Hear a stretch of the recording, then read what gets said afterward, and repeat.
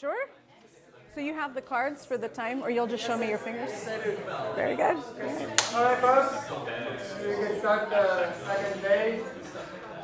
I hope you guys enjoyed day one.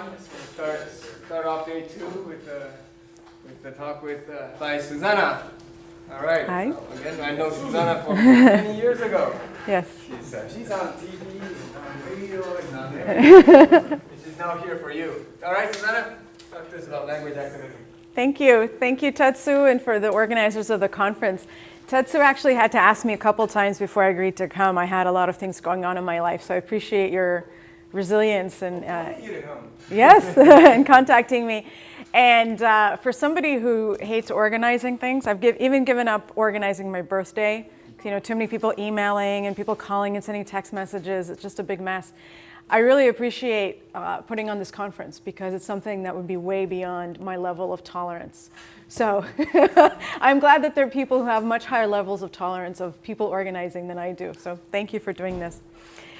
So when Tetsu invited me, he automatically, I think, thought that I was going to talk about music. And some of you might not have recognized me because I don't have a sombrero on. I'm not singing a Brazilian pop song on YouTube and explaining what it means. I'm wearing normal clothing, no hats. And so if you thought you were coming in here for a spectacle of me dancing or singing, sorry, it's not going to happen. So I'm playing other music, or I'm playing other things, but I'm not going to be the spectacle. I'm just explaining it. Language is music.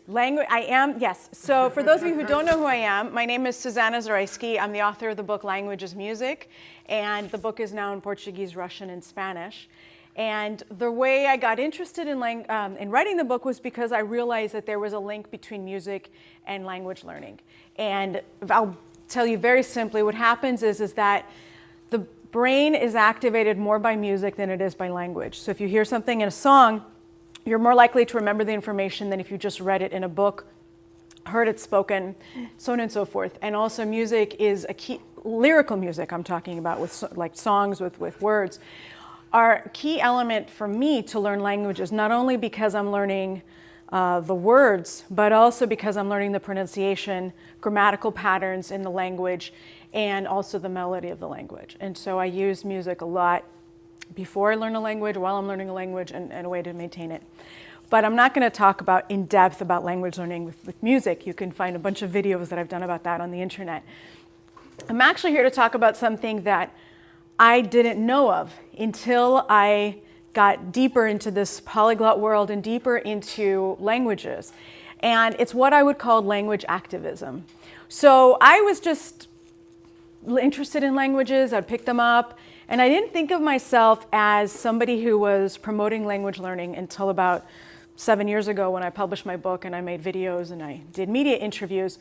But then as I was learning about the way people were learning languages and why people were learning languages in certain parts of the world, I realized that actually there are people who are activists to keep languages alive. So Jimmy and I were just talking before this started about the importance of Catalan in Barcelona and how it's a matter of regional pride for people to speak Catalan. And obviously here in Quebec, speaking French is a major element of Quebecois identity, and it also plays a role in politics. So this is what I call language activism. So most of us might think of activism as, anonymous, that cyber activist organization which suddenly hacks organizations, governments, corporations that have done something negative in the world. We also think of people, standing in front of a business or an organization or the government protesting. So this is an example of a student organization protesting Citibank in the United States. But language activism is different. There are people who will go out on the streets and talk about how they want their language to be recognized. So this is a picture from Welsh activists in England, in Wales, in the 60s. And I got this from there's a film called Language Matters with Bob Holman. And I'm going to show you a little bit of a clip of the film. And in this clip, we see how people were protesting in Wales to keep their language, to make their language be recognized as valid and allow for government organizations to have their documentation in Welsh, for schools to be teaching Welsh.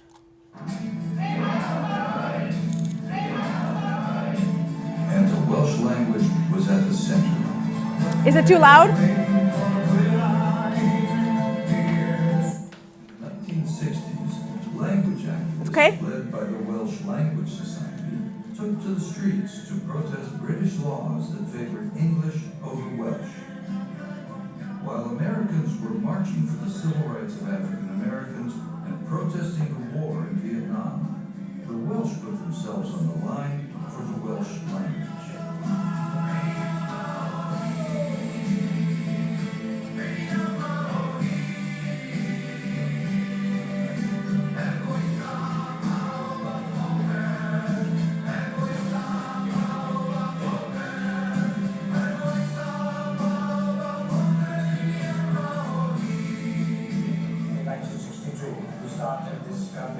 We had road signs and all these official things in Welsh. We took over the post office because there were no Welsh forms and fought to get official status to the language. It's a radical movement, like many others started in the 60s, but here in Wales, the language is central to the political movement, and our language is the stuff of my songs. David Uwan has been...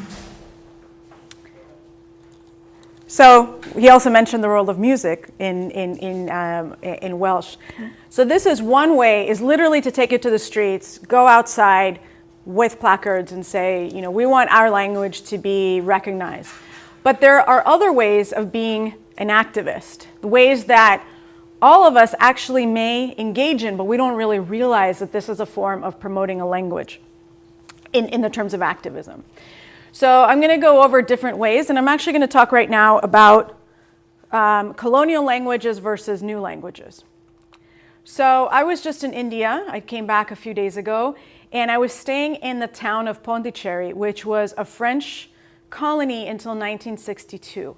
And so people born there before 1962, many of them went to French schools, and some of them could actually apply for French citizenship and go to France.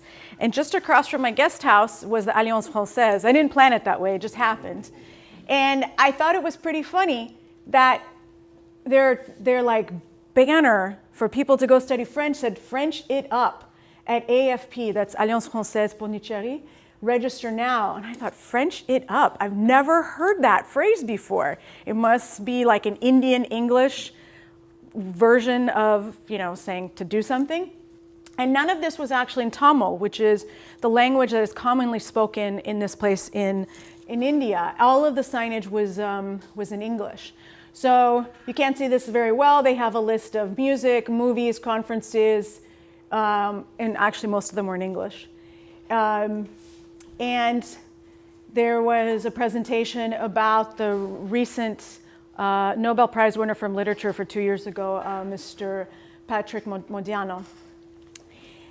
And one day I was walking back to my guest house at night, and it was very poorly lit, and I just saw all these motorcycles outside. I thought, why are all these motorcycles outside of my guest house? My guest house is really small. Turns out French was really popular for people to be learning. And I thought, well, why do they want to learn French? It's not like France is investing a lot of money in this part of India, but actually people realized that learning French was a really good way to work in the tourism sector because there are a lot of French tourists who come to Pondicherry. So this is, you know, the old colonial language still having a major presence in a place that most of us wouldn't think of learning French, which is in India. So I used to live in Bosnia, and I've traveled a lot in the Balkans. And there's what is going on right now. It might be different now because there was just an attempted coup in Turkey a week ago. So we know that things are very unstable in Turkey. But the Turkish government has been trying to sort of unofficially spread Ottoman culture and this reverence for what the Ottoman Empire used to be, and also spreading the Turkish language. And so some historians and journalists call it neo-Ottomanism, but the president of Turkey doesn't actually say, yes, I want to bring back like the Ottoman Empire into the Balkans. He can't say it, overtly, but that's what's going on. So for example, in Bosnia, the Turkish government has set up 2 universities in the Turkish language in Bosnia. And there are Turkish students who actually come to study there, and there are also Bosnian students who learn Turkish and they study there. So during the Bosnian War from 1992 to 1996, the Turkish government offered free Turkish lessons. I know you're thinking, why would you learn a language during a war? But from what my friends who lived there during the war, they said they actually had nothing else to do because the televisions wouldn't work, the radios wouldn't work, you didn't have electricity. So there were makeshift schools, in the basements of buildings, so that way, if they're bombed, they were kind of safe from the bombs. But also different governments were offering language lessons. Also, I think some Arab governments were offering Arabic, and the Iranian government was offering Farsi, and they've still kept up these language courses. So this is a way for the Turkish language to get back into one of the places of the former Ottoman Empire. And one of the times I was in Bosnia in the past couple of years, there was a big festival about Turkish music and Bosnian music, and it was supported by the Turkish government. And they handed out these replicas of the decree in whatever, the 15th century, when Bosnia was annexed into the Turkish Empire. So they gave a copy of this decree in Old Ottoman Turkish, English and Bosnian. And I thought, why would they hand this out? Many Bosnians died when Bosnia was annexed into the Ottoman Empire. People were forcefully converted or asked to be converted into Islam. But this is a way to bring back this romanticized ideal of what the Ottoman Empire used to be. And there's unofficial neo-Ottomanism. Has anybody ever watched the Turkish soap opera, The Magnificent Century? No? Okay, it's a huge hit in the Balkans and also in many Arab countries. And it's about one of the sultans, this man right here, his Ukrainian wife.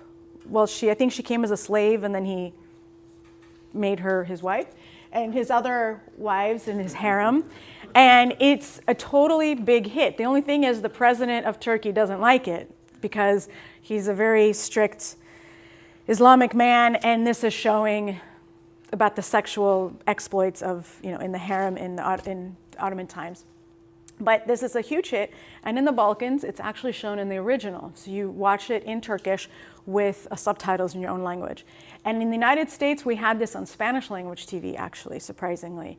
And but it was dubbed in Spanish, so it wasn't a way for me to learn Turkish. But so this has been a huge hit. Now, back to Bosnia, there's another way for languages to actually be used as a diplomatic tool. And in this case, it's about English. So the US government in Bosnia created this summer camp for young kids to meet each other. So unfortunately, what happened after the Bosnian War is that in some areas, the schools are literally divided, as it shows in this picture, between Catholics and Muslims. So they would take a former schoolhouse, divide it into 2, and create 2 separate doors. So the Muslim kids and the Catholic kids would never meet. Or they would go in shifts. So the Muslims would come in the mornings and the Catholics would come in the afternoons. But they're living in the same village. So these kids don't have a chance to talk to each other and meet. So what happens is the US government, somebody open the door for this man, please? Oh, he got it. Okay, it's open. So what this summer camp did is that these kids could meet at the summer camp and actually speak in English about the political conflict and the history of the Bosnian War. And what it explains in this article is that it was easier for the kids to speak in English than it was to speak in their own language. And they basically speak the same language. They have very small differences in language. And so speaking in their own language about their history, about the political conflict, about the genocide, about people in their family who died, was too hard in their own language, so it was easier to do in English, which seems quite bizarre. Because it would be like, for French speakers here in Montreal, let's say you have a conflict with your neighbor, and suddenly the way you're going to talk to your neighbor is in English, but your most common language is French. So in this way, the United States, I think, in a very unofficial way is trying to push English as a neutral language in a very tense situation.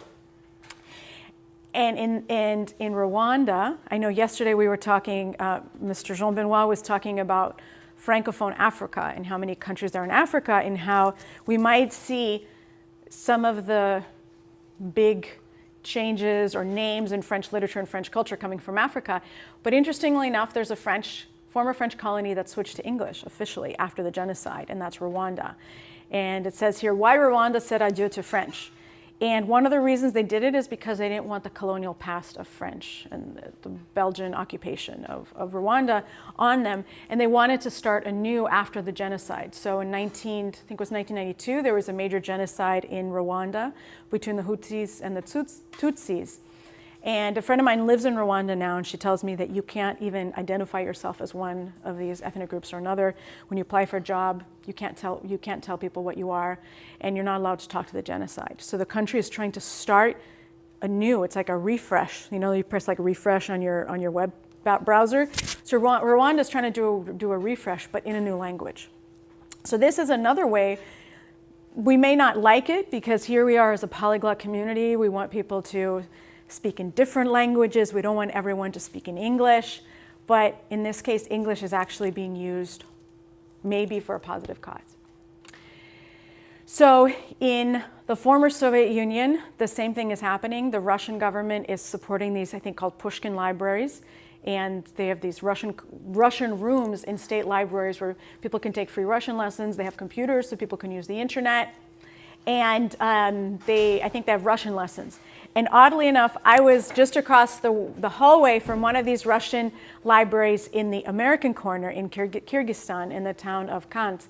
And I was giving lessons to Kyrgyz people about learning English through music. So, speaking about music, since I obviously very passionate about the subject, music is also another way to be an activist for a language. So, some of you might have seen that Justin Timberlake, about 2 weeks ago, lost his first place listing in the iTunes chart in New Zealand to a Maori pop song. So Mr. I'm Bringing Sexy Back was number 2. And it wasn't because of this song. You know, the I'm Bringing Sexy Back was like 10 years ago. So this was huge. I mean, the thing in New Zealand is I think Maori is the only indigenous language, whereas in other countries like Australia, they have hundreds of indigenous languages. And in Canada, obviously there are many indigenous languages as well, so it would be harder for one, let's say, Canadian tribe to make a pop song and suddenly make it go national because all the other tribes, you know, have different languages. So I'm going to play you a clip from this song.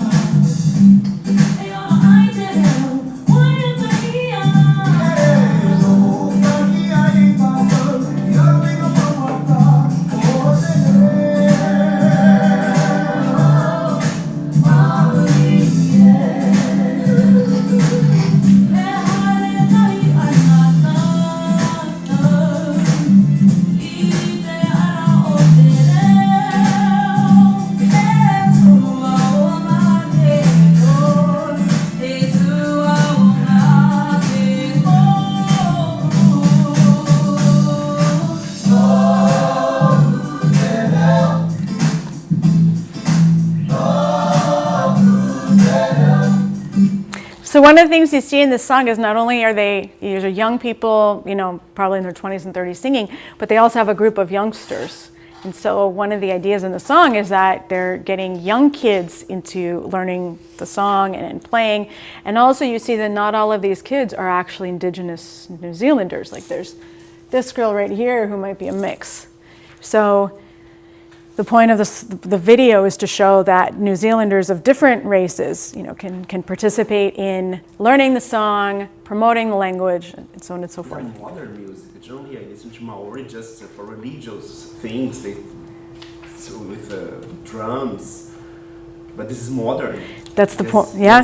It's fantastic. Yeah, so that's actually a really good point, is that, for example, I, for several years, was working on the language called Ladino, which is an old form of Spanish of the Jews who were expelled from the Ottoman Empire, from the Iberian Peninsula during the Spanish Inquisition, and moved into North Africa and in the Balkans.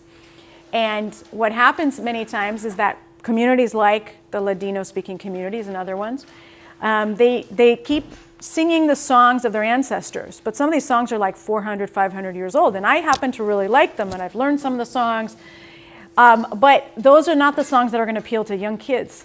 Yeah, just like Maori. I have some Maori. Oh, you do? CDs, and this very religious, indigenous things in Maori. This one is fantastic. Yep. So this is the thing, is that the music also has to evolve with time so that the music is appealing to people of young generations.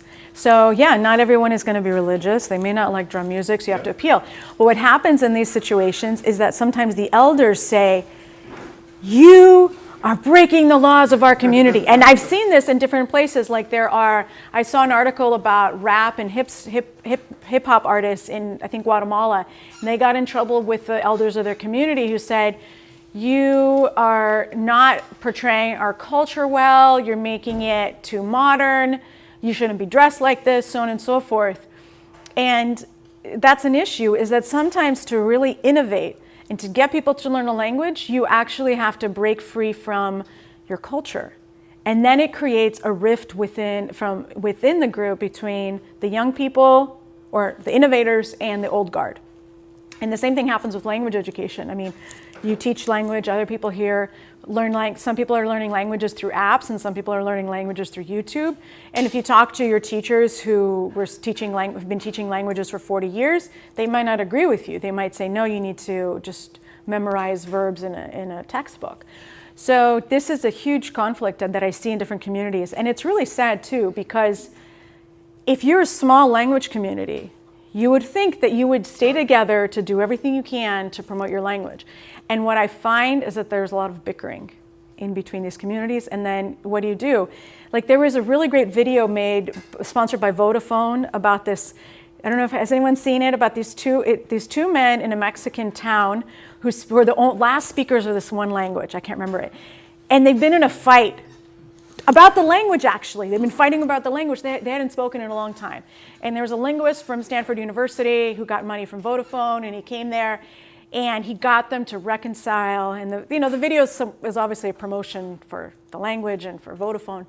And he gets these two guys to come and teach the young kids in the town the language, and the kids are so happy, and they're singing, and they want to learn the language.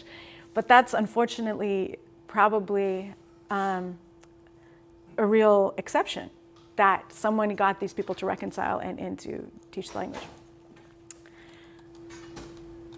So this is an example. I'm not going to show this video of these two hip-hop rap artists rapping in Huiliche and also in Spanish, and this is in southern Chile, and I found this from the National Geographic website. I think it's their Vanishing Languages project.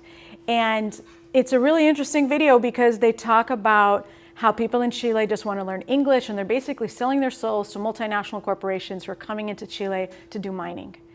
And the video is both in Spanish and in Huiliche, and you can tell they just did it in their house, because here you have just some curtains that they put in the middle of the living room. They just found some rod to put from one end of the wall to the other. And then at some point, the mother comes in or some kids come in.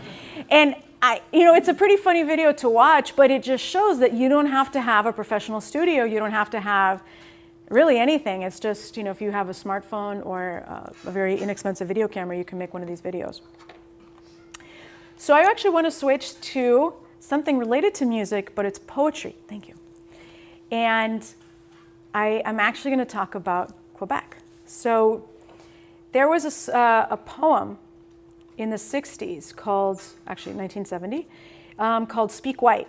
So some of you from Quebec, you might be familiar with this, or maybe you heard about it in your history classes, that the phrase speak white was used as a pejorative, was used as an insult to Quebecois people, saying, you should speak English, you're white, speak white. So this poem, you see it in both English and French. It about, it's actually pretty funny because it says, speak white, it sounds so good when you speak of Paradise Lost. I happen to have hated Paradise Lost when I was in high school. So for me, it doesn't sound that good when you have to talk about John Milton. Shakespeare, yeah, I can do that, right? So I'll read this out in English since I don't know how many people, does anybody here not speak French? Okay, all right, so we'll do this in English. Speak white, it sounds so good when you hear, actually, you know what? I'm going to play the video for you of the person saying it, but she's saying it in French. So let's go through this in English. Speak white, it sounds so good when you speak of Paradise Lost and of the gracious and anonymous profile that trembles in Shakespeare's sonnets. We're an uncultured, stammering race, but we are not deaf to the genius of a language. Speak with the accent of Milton and Byron and Shelley and Keats, speak white, and forgive us our only answer being the raucous songs of our ancestors and the sorrows of Nelligan. So Nelligan was a Quebecois poet. So this was a poem that was used at a poetry festival in Quebec, and it became a popular poem to talk about how people wanted to have the French language be considered equal and for people to be able to use French and not think that they were below the English-speaking community. So this is the poet, her name is Michelle Lalonde. Il est si beau de vous entendre parler de Paradise Lost ou du profil gracieux et anonyme qui tremble dans les sonnets de Shakespeare. Nous sommes un peuple inculte et bègue, mais ne sommes pas sourds au génie d'une langue. Parlez avec l'accent de Milton et Byron et Shelley et Keats. Speak white. Et pardonnez-nous de n'avoir pour réponse que les chants rauques de nos ancêtres et le chagrin de Nelligan. Speak white. Parlez de choses et d'autres. Parlez-nous de la Grande Charte ou du monument à Lincoln, du charme gris de la Tamise, de l'eau rose de la Potomac. Parlez-nous de vos traditions. Nous sommes un peuple peu brillant, mais fort capable d'apprécier toute l'importance des trumpets du Boston Tea Party. Mais quand vous really speak white, quand vous get down to brass tacks pour parler du gracious living et parler du standard de vie et de la grande société, un peu plus fort alors, speak white, haussez vos voix de contremaître, nous sommes un peu durs d'oreille, nous vivons trop près des machines et n'entendons que notre souffle au-dessus des outils. Speak white and loud, qu'on vous entende, de Saint-Henri à Saint-Domingue, oui, quelle admirable langue pour embaucher et donner des ordres, fixer l'heure de la mort à l'ouvrage et de la pause qui rafraîchit et ravigote le dollar. Speak white. So the poem goes on for about another 2 minutes. Now, we probably don't think of poetry as being a modern form of activism because poetry is unfortunately a lost art in many parts of the world, especially in first world countries. Many times poetry was, it is an oral art form. In some parts of the world, people memorize poems. Maybe they can't even read, but they memorize them. But in Wales, going back to Wales, which we talked about in the beginning, every year they have a Welsh poetry festival. And it's a big deal. So people write their own poems in Welsh. They practice them in little bars, and then they go to this festival. And I'm not sure how to pronounce Eisteddfod. Eisteddfod? Yeah, okay. You got it. Okay. Okay. I will trust those pronunciations over mine. If you watch the movie Language Matters, the little clip that I showed in the beginning, there's a whole section on this festival, and this festival that happens every year where there are different types of performances in Welsh. And I don't know if you can watch the film here in Canada. It was blocked when I was in India 2 weeks ago until a few days ago, and I was trying to watch the film on the pbs.org website, and it was blocked because it's a US, it's like our CBC, your Canadian Broadcasting Company, it's the version in the United States. So some programming is blocked outside of the United States. So films. Films are also another way to promote language. In just last year, Venezuela had a film, not in Spanish, but in the Warao language, which is an endangered language in Venezuela. And it was chosen as Venezuela's entry into the Oscars. I don't think it actually made it into the 5 films that were up for vote for the Oscars, but it made big news that of all the films that could come out of Venezuela, this one wasn't. I mean, I think a few things are in Spanish, but it is in an indigenous language. In Washington, D.C., in February of this year, the Smithsonian Museum, which has an entire program about endangered languages, they had a mother tongue film festival where people who made films in endangered languages showed their films there. I think all the films had subtitles in English. In Berlin, at the Berlin International Film Festival, for the past couple of years, they've had a project called Native E, a journey into indigenous cinema. And I think last year or this year, their specialty was about indigenous films from Latin America. So I don't know if every year they have a certain regional specification, but they have this. So this is another way to promote film. To promote a language is by making a film in a language. And I have personal experience with this because a little over 4 years ago with my colleague Brian Kirshen from UCLA, we made a film called Saved by Language, which is about the Ladino language I talked about earlier.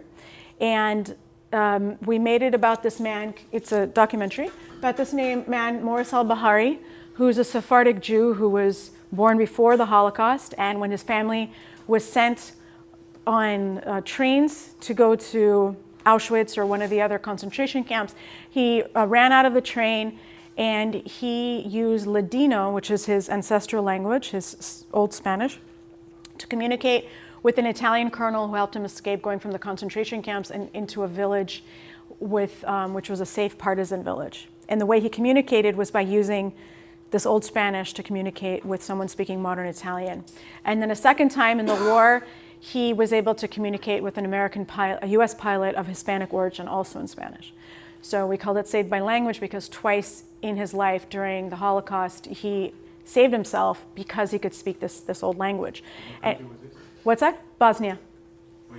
Bosnia, yeah, sorry, I didn't mention at the beginning. And so Italy was occupying parts of the former Yugoslavia at the time because Italy was aligned with the Nazis. Except the Italians were more lenient than the Germans, so in terms of, than the Nazis. So the Italians occupied how big? They were in all different parts of the Balkans, including parts of Yugoslavia, yep. And so some Jews from Bosnia went into Italian camps on the islands off of Croatia. Some were in camps in Italy, but these weren't concentration camps. These were like holding camps. So some of these camps even had schools. And the Sephardic families that were in these camps could use their Ladino to communicate with the Italian officers running the camps. So this isn't easy to make a film, by the way, unless you have a lot of money or a trust fund or anything like that. So my colleague and I, we had some grants from the university where he was where he was a student, and then we had to do a crowdfunding campaign to make the film. And so I stayed at my friend's place, like sleeping on his couch in Bosnia. I used my freaking flyer miles. It's definitely not easy to make a film. It's probably much easier, I would think, to write a poem. But I don't regret it, even though several years of my life went to this. And it's by showing the film, it gives a way for people to make the story real to them. Like, why is it important to keep a language alive? How did it help somebody? And the film was shown on Bosnia National Television a few months ago for International Mother Language Day, and there were over 30,000 viewers, and this is a country of about 3 million people. So we're quite happy with the viewership. How much time do I have, Jimmy? 5 minutes. 5 minutes, okay, Yeah. good. So technology. We're all using technology in some way or another. That's also another way to promote languages. And social media is one. I know that right now there's a separate session going on about using social media and videos to learn languages. So some indigenous language groups have actually asked Facebook to let them create pages in these languages that they have. And some of them don't, these are oral languages, so they've had to come up with ways to write it using Latin letters and then using symbols and numbers to specify certain accents and other things. Some people are using apps. For example, there's a group in Australia using phone apps to help young kids get interested in the Aboriginal language. In the United States, there was a conference in Las Vegas a couple years ago with an app developer working with Native American communities to create apps in those languages to get kids interested in learning the language. So you might wonder, okay, what can I do? I'm very passionate about this language. I want more people to learn it. And really, you just, as Frank Sinatra said in his song, you do it your way, my way. Your way might be creating an app, making a movie, writing poems and speaking at poetry festivals, putting up your poems in videos on YouTube. And some of us know that we got here to this conference because of YouTube or because of the other things in the internet, because we found out about other people who are doing similar things to us. And so you might come up with something completely original that will catch people's attention, and then you get into the media. And then it spreads and it becomes something you never thought of. Like when I put up videos on the internet about 7 years ago about language learning, I had no idea I would someday end up here in the summer and enjoying Montreal. So I encourage you to if there's something that you want to do, figure out how to do it. And you can, if you have to do a crowdfunding campaign, I'm telling you it's really a pain and it's not easy. But if that's what you have to do, that's what you have to do. Or start with something much simpler and let it grow. So thank you for your time. And if you have any questions, please let me know. And afterwards, I'll be sitting out in that, yeah, out there. And I have some copies of my book, and I have a copy, I have one copy of my film with me, actually. But I would be welcome to, answer any of your questions. So please, anyone, comments, questions? It's the morning, you're all tired. Okay, yes? I think, like you were mentioning about the Turkish language being taught in Bosnia. I mean, that was one of the big problems where Turkey had been using the Muslim population in many ways to increase its influence. You have also the right wing, the Grey Wolves of Turkey, and it was connected with the Turkish intelligence operations. And one of them was involved in killings, and he died, but it was a big story about how he was involved. And one of the characteristics is that he involved with the military and the intelligence, and they're trying to use the Turkish communities in Germany and other areas to rally support for Turkish foreign policy in that area. And another problem is the Turkish involvement in Syria, where they're supporting ISIS to a large extent, is based on this neo-Ottomanism about Turkey is going to control, through influence, the former Ottoman Empire countries. Mm-hmm. And what you mentioned about Kyrgyzstan, you've opened up, I think, a Turkish university in Kazakhstan, in Kyrgyzstan. They kind of flopped because most of them learn English, and the Russian government has moved in, and they've opened up their own universities, and they've encouraged them to come and study in Russia. Yeah. So the policy in Central Asia has been a collapse, but they're influencing these areas. What it is really is it's mostly a use of foreign policy and intelligence units. Like, you said about Rwanda, for example. One of the reasons was because the Americans supported the government of the new Tutsi government, and were opposed to the Hutu government, which was French support or Belgian support. The Congo has done the same thing. Congo has now introduced English as one of its official languages, or to use English. Algeria has also been in a position too, where the American CIA was involved, and they introduced English as opposed to using French, because French was a former colonial language. So these areas about colonial languages are still being used as foreign policy tools in these areas. They are. They are. It's true. It's very true. What are the Grey Wolves? The Grey Wolves is a right-wing Turkish nationalist organization, which is connected with the government, and they have hundreds of thousands of members. It's very much like Marine Le Pen, but Turkish, or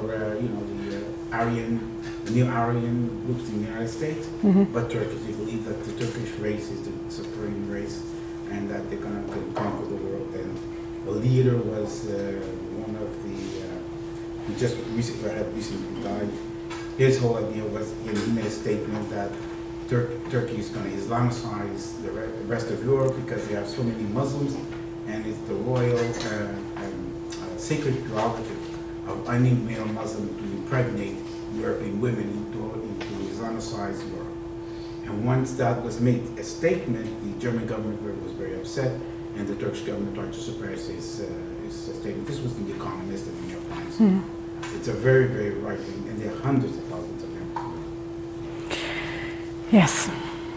Thank you for the explanation. Any other comments or questions? Maybe just to follow up on that. Yeah. Isn't there a slight contradiction in what you were saying? Because on the one hand, you've got these essentially colonialist powers that are trying to impose their large language like Turkish or French or English on a country. And on the other hand, you've got the small threatened languages which are trying to fight back on that. And if you think about your example of Welsh, my grandfather was Welsh, was a native Welsh speaker, but in the early 20th century, you weren't allowed to speak Welsh at school. Yeah. The English were trying to squash the Welsh language, and in some ways for good reasons. They took the view that kids in Wales who only spoke Welsh would never have a good career, couldn't go on and work in London, couldn't make a good living for themselves.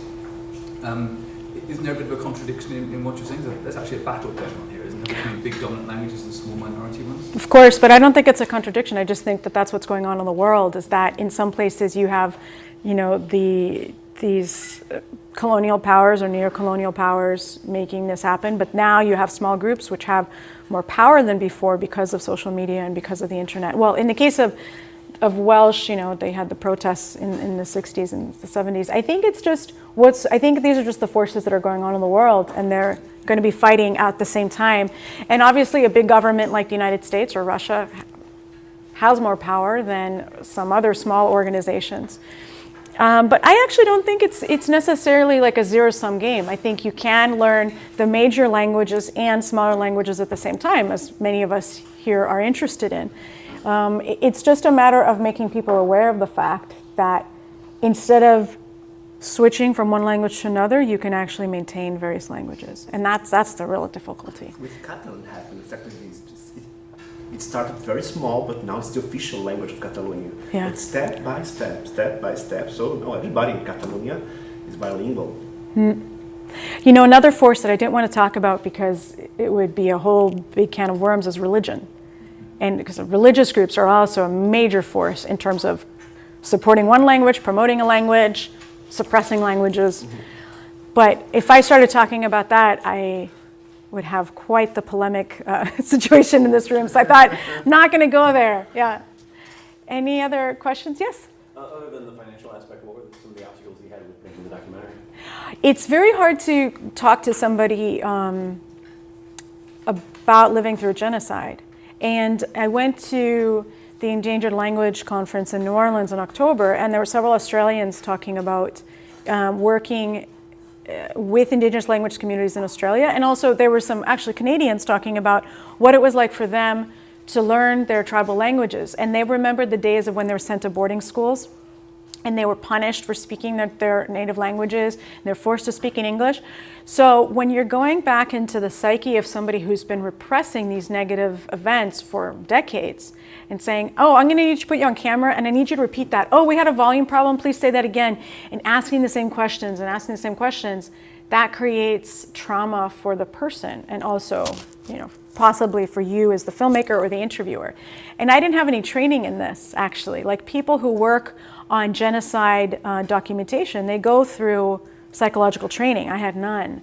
And after coming back the fourth time from Bosnia, when we finished the film, I realized that I had a mild form of post-traumatic stress disorder. Like I came home and it was the summer, my friends wanted to go out and do stuff, and I was like, I just can't. And I realized that listening to the same story again and then editing it and having to listen over and over again to like cut at the exact millisecond where I wanted something over, I was like reliving his story in my own way, obviously not to the extent that he was.